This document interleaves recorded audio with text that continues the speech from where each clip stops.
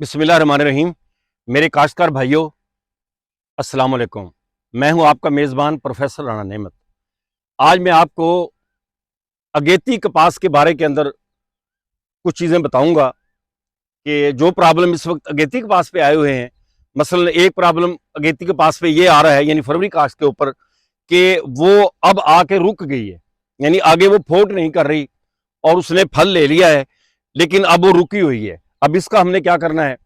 अब इसके ऊपर कौन कौन से जो है वो बीमारियां आ गई हैं, इसको अब खाद हमें कौन सी देनी चाहिए, पानी कितने दिन के अंदर जो है वो लगाना चाहिए। तो ये मैं आज के व्लॉग में आपकी को ये तमाम बातें जो है वो बताऊंगा। मेरे काश्तकार भाइयों, पहली बात तो ये है कि इस वक्त चूंकि किसान जो है वो बहुत ज्यादा माली मुश्किलात के अंदर मुब्तला है और हर आने वाला दिन जो है उसके लिए एक नई मुश्किल पैदा कर रहा है। उसके अंदर पानी का जहां तक प्रॉब्लम है, तो पानी इंतहाई ज्यादा महंगा है, यानी कहीं पे 2,000 रुपये घंटा है, कहीं पे जो है वो 2,500 रुपये घंटा है। यानी मैं अपने इलाके की बात कर रहा हूँ, बाकी जगह भी मैंने काफी जगह से पता किया है, जो दरिया के नजदीक इलाके हैं उनके अलावा बाकी हर जगह पे पानी का रेट बहुत ज्यादा है। अब खाद का रेट भी आपके सामने है कि डीएपी जो है वो तकरीबन 12-13 हज़ार की है, 8 हज़ार से ऊपर की जो है वो नाइट्रोफास मिल रही है, और यूरिया की जो पोजीशन है वो भी 4-4.5 हज़ार के करीब है, और इसी तरह गवारा जो है वो भी 4 हज़ार के अंदर बाहर मिल रहा है। तो इस तरह अब खाद की तरफ अगर किसान जाता है तब भी जो है उसको मुश्किलात का सामना है, पानी के अंदर भी मुश्किलात का सामना है। इसी तरीके के साथ बाकी चीज़ें स्प्रे हैं वो इंतहाई ज़्यादा महंगी हैं। तो अभी इसके अंदर आप इस तमाम जो ज़्यादा अखराजात हैं उनसे कम अखराजात करके कैसे अपनी पैदावार जो है वो ले सकता है। अब सबसे पहली बात यह है कि जो मैंने आपको पहले भी बताया कि इस वक्त जो है हमारी जो अगेती कपास है ना वो रुकी हुई है। उसकी दो वजूहत हैं। एक तो ये है कि इस वक्त किसान जो है वो उसके अंदर पूरी खाद नहीं डाल सका। दूसरा ये है कि पानी जो है वो बहुत जल्दी जो है वो कपास मांग रही है। अब 2-3 दिन से जो है वो दर्जा हरारत कुछ नीचे आया है, तो अब कपास जो है वो फूट शुरू कर देगी। लेकिन अब हमें उसके अंदर कौन सी खाद डालनी चाहिए और पानी किस तरह देना चाहिए। तो जहां तक पानी का ताल्लुक है, तो आपने पानी जो है वो 8 दिन के अंदर लाजमी दे देना है। बल्कि दरमियान के अंदर कई दफा पानी जो है ना, देखिए ये जैसे ये कपास, ये आप जरा दिखाएं, ये एक दफा रुक गई थी, तो फिर मैंने इसको चौथे दिन पानी लगाया है, तो अब ये देखें इसके ऊपर से जो है ना वो फोट जो है वो शुरू हो गई है। तो इसके अंदर पानी चाहे आप जो है चौथे दिन पतला पानी लगा दें, एक पानी आप जो है इसको चौथे दिन लगा दें। दूसरा आपकी ज़मीन के ऊपर भी मुनहसर है कि आपकी ज़मीन जो है वो पानी मांग रही है, या वो जल्दी पानी मांगती है या देर से मांगती है। तो जिस तरीके के साथ आपकी कपास जो है उसकी रिक्वायरमेंट होना, तो उसके हिसाब से आपने पानी का इस वक्त जो है वो सोका नहीं लगने देना। क्यों कि इस वक्त अगर पानी का सोका लग गया तो फिर आपके जो है वो फूल जो हैं वो बिल्कुल चोटी तक आ जाएंगे, और फिर दोबारा आपको कपास को जो है वो चलाना मुश्किल हो जाएगा। अब जहाँ तक खाद की बात है, तो इस मौसम में आप कोशिश करें कि अगर आपने पहले नाइट्रोफास डाल दी है, अगर आपने नाइट्रोफास नहीं डाली, तो आप एक नाइट्रोफास की बोरी जो है वो 1 एकड़ के अंदर जो है वो फ्लड कर दें। और अगर आपने नाइट्रोफास पहले डाल दी है, तो आप एक बोरी कैल्शियम अमोनियम नाइट्रेट वो आप इसके अंदर जो है या फ्लड कर दें, बल्कि फ्लड ही कर दें, क्योंकि इस वक्त अगर आप केरा करेंगे तो कपास चूंकि अगेती बड़ी हो गई है, तो आपके जो है पत्तों के ऊपर कपास की जो है वो पड़ जाएगी और पत्ते जल जाएंगे। तो आपने उसको जो है वो फ्लड कर देना है। और इसके अलावा जो है आपने, मैंने पहले भी जैसे आपको बताया कि आपने इसको सोका नहीं लगने देना। इसके बाद जो है आपने क्या करना है, आपने ये करना है कि हर दफा आपने 15 किलो यूरिया जो है और साथ उसके 1 किलो या 2 किलो सल्फर जो है वो आपने इसके साथ जो है वो फ्लड करते रहना है।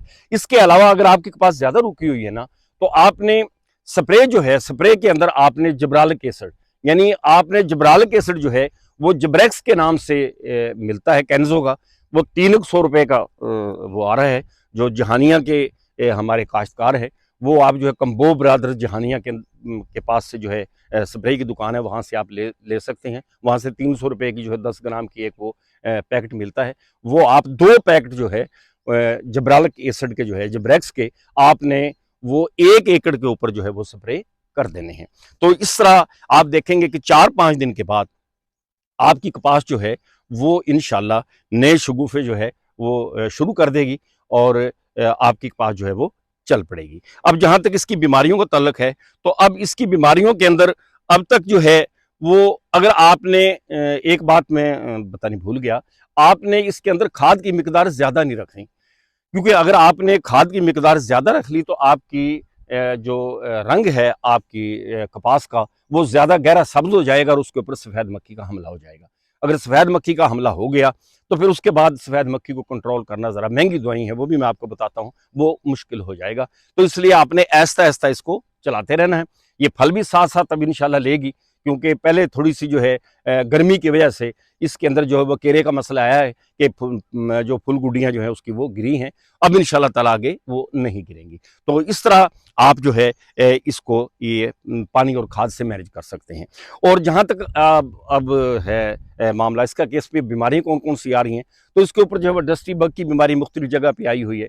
तो उसके लिए आप क्लोरोपेरिफास है, बाइफेंथ्रीन है और मुख्तलिफ जो जहरें हैं वो आप कमेंट्स के अंदर भी पूछ सकते हैं, तो वो आप इसके ऊपर कर सकते हैं। लेकिन मेरा जो मशवरा है वो ये है कि आप कोशिश करें कि अगर आपकी जो कपास है उसके ऊपर अगर बीमारी मुआशी हद को नहीं पहुंची ना, तो स्प्रे से जितना अवॉइड करेंगे उतना ही आप जो है वो सौखे रहेंगे, उतना ही आपका जो नेचुरल कंट्रोल है, जो अल्लाह ताला ने जो मुफीद कीड़ों के जरिए जो है वो किया हुआ है, वो आपका जो है वो चलता रहेगा। और अगर आपने जो है वो पहले ही स्प्रे शुरू कर दिया, मुआशी हद से पहले स्प्रे शुरू कर दिया, तो फिर आप जो है वो फंस जाएंगे और फिर आप स्प्रे करते रहेंगे।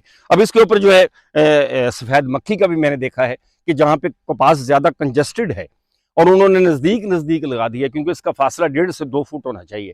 अगर उन्होंने ज़्यादा नज़दीक लगा दिया और खाद पानी ज़्यादा लगाया और उसका रंग जो है गहरा सब्ज हो गया है, तो वहाँ पे मुख्तलिफ जगह के ऊपर जैसे बहावलपुर का इलाका और कई इलाके में वो वीडियो देख रहा था, तो उनके जो है वो सफ़ेद मक्खी आ गई है। तो जहाँ पे सफ़ेद मक्खी आ गई है ना, तो वहाँ पे आपने जो है वो मोमेंटो का स्प्रे कर देना है। मोमेंटो बायर की दवाई है, ये आपने स्प्रे 2 करने हैं, यानी 6 दिन के वक्फे के साथ। और साथ इसके अगर आप फ्लोनिकामेड यानी ऊला लाला जहर भी अगर मिला लेना, 60 ग्राम ही चाहे मिला लें, तो इंशाल्लाह आपकी जो है वो सफ़ेद मक्खी से आपको जो है वो निजात मिल जाएगी। इसी तरीके के साथ अभी इसके अलावा सफ़ेद मक्खी के अलावा जो है कई जगह पे सब्ज़ तेला भी है। अगर सब्ज़ तेला भी है तो वो भी आप दवाई करेंगे तो जो सब्ज़ तेला भी आपका मर जाएगा, क्योंकि फ्लोनिकामेड जो है वो सब्ज़ तेले के लिए भी बहुत ज़्यादा जो है वो इफेक्टिव है। तो इसके अलावा अभी कोई और बीमारी जो है इस पे नहीं आई। बाकी आपने जड़ी बूटियों का सच ख्याल रखना है। जड़ी बूटियों के लिए आपने जो है वो एक स्प्रे जो है, क्योंकि तकरीबन जो फरवरी काश्त में सारी 3 जीन वैरायटी हैं, तो फिर भी आपने कोशिश करनी है कि आपने स्प्रे जो है वो थोड़ा सा नीचा करके ही करना है, कपास के ऊपर ना ही पड़े तो बेहतर है। तो आपने जो है जो स्प्रे है वो आपने उसके ऊपर जो है राउंड अप कर देनी है, क्योंकि राउंड अप का बड़ा अच्छा रिजल्ट आ रहा है। राउंड अप आप 250 फीट टैंकी डाल के भी अगर कर देना, लेकिन आपने करनी है तरवत्तर के अंदर है, क्योंकि अगर तरवत्तर के अंदर आप नहीं करेंगे ना, तो फिर आपको इसका रिजल्ट नहीं मिलेगा। इस तरह आपने आपके पास जड़ी बूटियों से भी ये पाक होगी, आपकी कपास जो है वो आप पानी का सोखा भी आपने नहीं दिया, आपने खाद भी मुनासिब अंदाज के अंदर मिला दी। इसके अलावा आपकी बीमारियां जो ऊपर आई हैं थोड़ी बहुत, उनके ऊपर भी आपने जो है वो स्प्रे कर दिया। तो इस तरह आपकी जो कपास है वो तकरीबन तमाम की तमाम चीज़ों से जब महफूज हो गई, तो ज़ाहिर है कि जो तंदुरुस्त पौधा होगा तो वो फिर आपकी बढ़ोतरी भी करेगा और आपकी जो है वो फल भी इंशाल्लाह लगेगा। तो जिस तरह आगे ये कपास का सीज़न चलता रहेगा, जो जो बीमारियां और जिस जिस चीज़ की रिक्वायरमेंट होगी, तो वो मैं इंशाल्लाह आपको बताता रहूँगा। तो मेरे किसान भाइयों, ये चंद बातें थी जो मैंने आपको बताई हैं। अगर आपको मेरी बातें पसंद आई हैं तो आप जो है चैनल को सब्सक्राइब भी कर दें और शेयर भी कर दें, ताकि मेरे जो किसान भाई हैं वो घर बैठे जो है बाकी मालूमात जो हैं वो भी उन तक पहुँचती रहें। मेरे तमाम किसान भाइयों का शुक्रिया।